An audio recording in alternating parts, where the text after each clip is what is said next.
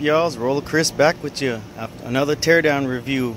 You know me, I'm the guy that pushes things to the max to find their limits. Here, some of you know I built this motor in 2016. I had cracked some cap ladders before, and I said I was going to get the Tommy ladder caps for reinforcement. So here, I inspected the caps, and the ladders, none of them are cracked. The caps did not crack at 8,002 RPM. 8,000, 8,002. You can see the bearings here, you know, normal wear. Some of them worse than others. The reason why I took this motor apart is because I had a flywheel issue. So one of the bearings have a little scuff on the sides. I don't know which one, but these are the rod bearings here. And the max speeding rods from eBay, now on discount, are really holding up well. No issues so far. Look at this crank. This is a 7A FE crank. Looking at it, these are forging marks. And they forge cranks. I am assuming these cranks are forged. They're a different kind of material, but a forged material. My opinion, these cranks can hold probably a lot more horsepower than 500 for drag temporarily, but not for like circuit racing.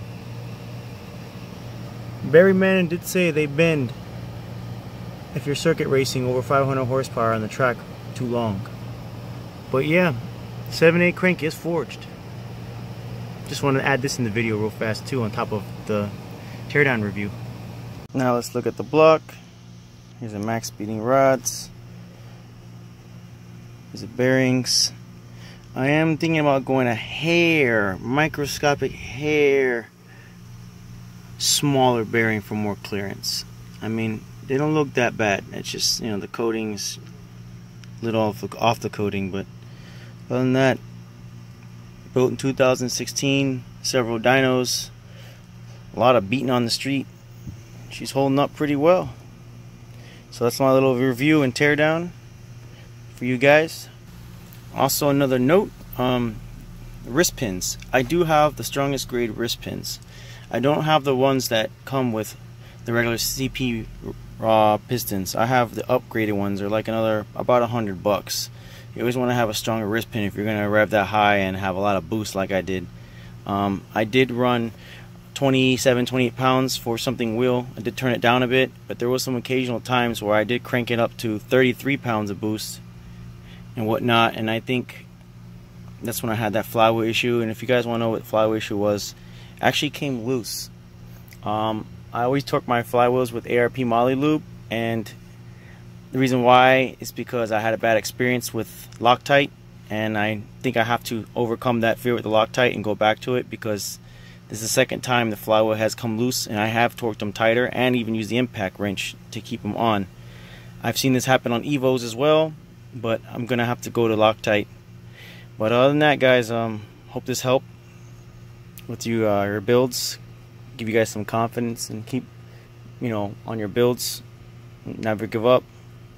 But just take it from me, I've blown a lot of stuff up and changed a lot of things just to show everybody what these motors can handle, what they can and cannot take. But definitely those crank caps ladders did help. You can get those from MRP or from Matrix Garage, so keep that in a note as well. And before I leave, this is the proof here. You guys seen it? This is running race oil. Sorry, it's not really focusing too well today on me. Come on, phone.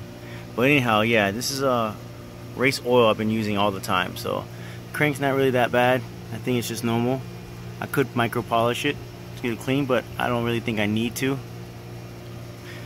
But yes, that's it right there. You guys have a good one.